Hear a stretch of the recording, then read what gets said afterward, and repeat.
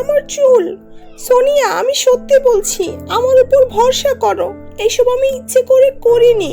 চুপ কর তুই, আজকে আমি তোর কোনো কথা শুনবো না। তুই আমার এত দামি গহনা নষ্ট করে ফেলেছিস। আমি আজকে বিশেষ অনুষ্ঠানে পরার জন্য এটা কিনেছিলাম, আর তুই ইচ্ছে করে আমার গহনার উপর চা ফেলে দিলি। আমাকে তুই হিংসে করিস, তাই না? সোনিয়া খুব নির্মমভাবে গৌরীর চুল টানছিল। গৌরী ব্যথায় কোকাচ্ছিল। ও ওর সৎ বোনের কাছে বারবার ক্ষমা চাচ্ছিল, কিন্তু ওর সৎ বোন ওর চুল টানা বন্ধই করছিল না, যেন আজকেই তার সব চুল তুলে ফেলবে। আরে সোনিয়া, এবার ছেড়ে দে ওকে। না মা, আজকে আমি ওকে শিক্ষা দিয়ে ছাড়বো, ওকে মেরেই ফেলবো আজকে আমি। আরে সোনিয়া, একটু বুদ্ধি খাটা। তুই ওকে মেরে ফেললে ঘরে সব কাজ কে করবে? সব কাজ আমাদের দুজনকেই না করতে হয়। তারপর সারাদিন বসে বসে আমাদের থালা বাসন না ধুতে হয়। এই জন্য বলছি, ওকে ছেড়ে দে। সোনিয়া কাজ চুরি করত। ওর মা তার চেয়ে বড় কাজ চোর ছিল। নিজের হাতে এক গ্লাস পানিও নিয়ে খেত না। সেজন্য সোনিয়া গৌরীকে ছেড়ে দিল, কারণ এতে ওরই লাভ ছিল। আরে এই পোড়ামুখী, এখন এই ন্যাকা কান্না বন্ধ কর। গৌরী প্রতিদিন তার মা আর তার বোনের অত্যাচার সহ্য করত। একদিন রাতে সে বসে বসে নিজের ভাগ্যকে দোষ দিচ্ছিল।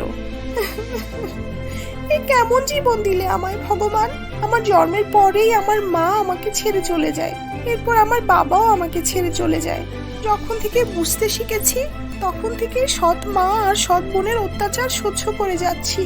এখানে কি আমারই ভুল? আমি ওদেরকে নিজের চেয়েও বেশি জেনেছি।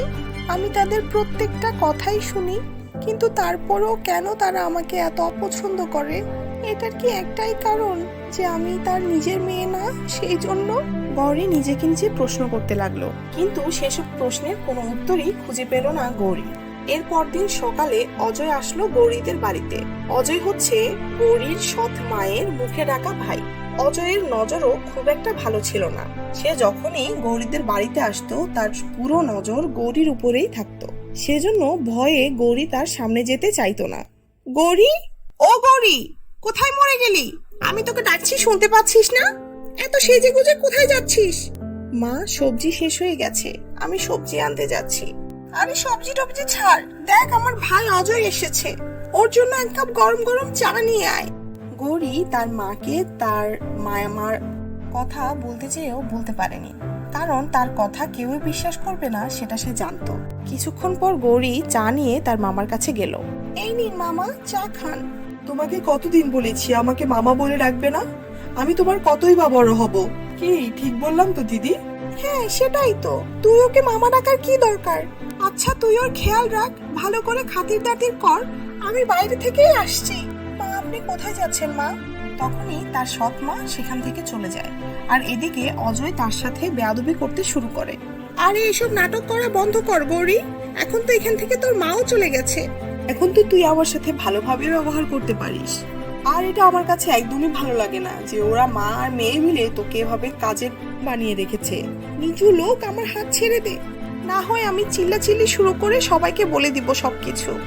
তখন গৌরী নিজেকে বাঁচানোর জন্য অজয়কে ধাক্কা দিয়ে নিজেকে নিজের রুমে বন্ধ করে রাখে।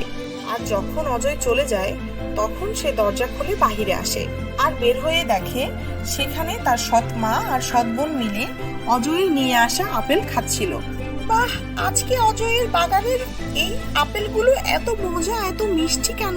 ঠিকই বলেছো মা, এই আপেলগুলো এত মজা, আজকে মজাই লেগেছে। এই আপেলগুলো খেয়ে আমার মন একদম খুশিতে ভরে গেছে। মা, আপনি আমার সাথে এমন কেন করলেন মা? আরে অপরামুখী, আগে বল আমি করেছি কি, নাকি এমনিই শুধু শুধু আমাকে দোষ দিয়ে যাচ্ছিস? মা, আপনি জেনে বুঝে আমাকে এই অজয়ের সাথে ছেড়ে গিয়েছিলেন না, কারণ আমি আপনার সৎ মেয়ে, সেই জন্য। যদি কেউ সোনিয়ার সাথে এমন করতো, আপনি কি সেখান থেকে ভাবে চুপচাপ চলে যেতেন? গৌরীর এমন কথা শুনে তার সৎ মায়ের মাথা অনেক গরম হয়ে যায়। সে উঠে গৌরীর গলা টিপে ধরে। নিমক হারাম, তোর সাহস কি করে হলো আমার মেয়ের কথা এভাবে বলাতে? তোকে আজকে আমি মেরেই ফেলবো। আহ মা, মা আমাকে ছেড়ে দাও মা। মা, আমার দম বন্ধ হয়ে আসছে মা। মা, আমি ব্যথা পাচ্ছি, আমাকে ছেড়ে দাও মা, ছেড়ে দাও বলছি। গৌরী নিজের জীবন বাঁচানোর জন্য তার সৎ মাকে ধাক্কা দিয়ে মাটিতে ফেলে দেয়। তার মা গড়িয়ে মাটিতে পড়ে যায়। এরপরই তার সৎ মা আর তার সৎ বোন রেগে আগুন হয়ে যায়। তোর এত বড় সাহস, তুই আমার মাকে এভাবে ধাক্কা দিয়েছিস? আজকে আমি তোকে শিক্ষা দিয়েই ছাড়বো। এরপর তার সৎ বোন একটা লাঠি নিয়ে এসে গৌরীকে খুব মারতে থাকে, আর এমন ভাবেই মারে তার হাত পায়ে থেকে রক্ত বেরোতে থাকে। আহ মা, আমাকে বাঁচাও। সোনিয়া, আমাকে ছেড়ে দে বোন, ছেড়ে দে না প্লিজ। আমাকে ধাক্কা দিয়েছিলি না? এখন বুঝবি মজা কাকে বলে। আমি তোর এই ব্যথা আরো বাড়িয়ে দিব, দাঁড়া। এটা বলে তার সৎ মা রান্নাঘর থেকে লবণ নিয়ে আসে, আর সেই লবণগুলো তার ক্ষতস্থানে ভালোভাবে মেখে দেয়। আর সেই মেখে দেওয়ার পর গৌরী ব্যথায় কাতরাতে থাকে। আহ মা, আমাকে বাঁচাও, আমার অনেক ব্যথা লাগছে। মা, আমার অনেক ব্যথা লাগছে, বাঁচাও আমাকে, কেউ তো আমাকে সাহায্য করো মা। দেখো তো মা, আমার এই সৎ বোন কিভাবে মাছের মতো ছটফট করছে। ওকে এভাবে ছটফট করতে দেখে আমি অনেক শান্তি পাচ্ছি মা। আরে আরে, চিন্তা করিস না, এই লবণ তোর ব্যথার উপরে মলমের মতো কাজ করবে। অনেক শখ তোর, তাই না? আর এভাবে মুখ চালাবি আমার সাথে, এরপর তোকে ব্যথা সহ বাইরে ফেলে দিব। না হয় আমি তোর সৎ মা না, এটা মনে রাখিস। গৌরীকে এই অবস্থায় ফেলেও তারা মা আর মেয়ে শান্তি পেল না। তারা দুজন মিলে গৌরীকে ঘর থেকে বের করে দিল। সারাদিন না খেয়ে থাকা গৌরী সারা রাত ধরেও দরজাতে খটখটাতে থাকলো। মা, দরজা খোলো মা, দরজা খোলো। হে ভগবান, এই নরকের মতো জীবন আমার চাই না, তার চেয়ে ভালো তুই আমার জীবন নিয়ে নে ভগবান। গৌরী সারা রাত ব্যথায় কাতরাতে থাকলো। আর ওর আশেপাশে এত বেশি মাছি ছিল, সবগুলো মাছি তার ক্ষতের উপর বসে তার ক্ষতগুলোকে আরো বাড়াচ্ছিল। আর তার সৎ মা আর সৎ বোনের তার এইসব দেখে কোনো কিছুরই পার্থক্য পড়লো না। তারা তো আরামসে সারা রাত ঘুমালো। তার পরদিন সকালে, আমি আর সহ্য করতে পারবো না এই নরকে থাকা। এই সব কিছু থেকে তো এটাই ভালো যে আমি এই ঘরটা ছেড়ে চলে যাই এখান থেকে। আর থাকতে পারছি না আমি এই জীবনের মধ্যে। গৌরী কোনোভাবে নিজেকে উঠিয়ে হাঁটা শুরু করলো। সে মনে মনে ভেবেই নিল সে ঘর ছেড়ে চলে যাবে, আর সে সেখান থেকে চলেও গেল। এরপর দিন সকালবেলা তার সৎ বোন আর তার সৎ মা তাকে খুঁজতে লাগলো। আরে ও সোনিয়া, ওই পোড়ামুখীটা দেখা মিললি? না মা, ওকে আমি কোথাও খুঁজে পাইনি। আরে এই পোড়ামুখী কোথায় মরে গেছে কে জানে, ভগবানই জানে কোথায় গিয়ে মরেছে। মা, আমি পুরো ঘরে দেখে নিয়েছি, ওকে কোথাও খুঁজে পাইনি। কে জানে ও কোথায় চলে গেছে। গৌরীর ঘর থেকে বের হয়ে যাওয়া যদি অজয় জানতে পারে না, তাহলে আমাদের অবস্থা খুবই খারাপ হবে। এটা বলতে না বলতেই দরজার কাছে অজয় এসে তাদের দুইজনের সব কথা শুনে ফেলে। আরে মামা, তুমি যে, এসো এসো, ভিতরে এসো। এসব নাটক কম কর আমার সাথে। তোরা দুইজন কই ছিলি যখন গৌরী চলে গেছে? আমাকে মামা বলে রাখবি না। তোরা কি ঘুমাচ্ছিলি ওরা যখন চলে গেছে? আমি গৌরীকে পাওয়ার জন্য তোদের দুজনের সব আশা পূর্ণ করেছি। এখন আমি যদি গৌরীকে না পাই, এত টাকা দেওয়ার পরও যদি আমি গৌরীকে না পাই, আমি তোদেরকে ছাড়বো না। আমি তোদের দুজনকে জিন্দা জ্বালাই দিব। বুঝতে পেরেছিস আমার কথা? মাথায় ঢুকিয়ে নিবি। না না, এমন করিস না ভাই, আমি দিন আর রাত এক করে দিব গৌরীকে খোঁজার জন্য। তুই এমন করিস না ভাই। আর যদি গৌরীকে না পাই, আমি তোর সব টাকা শোধ করে দিব, কিন্তু আমাদেরকে ছেড়ে দে ভাই। কিন্তু অজয় তাদের কথা শুনে না। তাদের কথা না শুনে দরজা লাগিয়ে ঘরের মধ্যে আগুন জ্বালিয়ে দেয়, আর সেখান থেকে অজয় চলে যায়। আর এদিকে গৌরী তার মা আর তার বোনের জন্য চিন্তা করতে থাকে। আমার এমন কেন লাগছে যে মা আর সোনিয়া কোনো বিপদে পড়েছে? আমার এখনই ঘরে যেতে হবে, আমি বাড়িতে গিয়ে দেখতে চাই।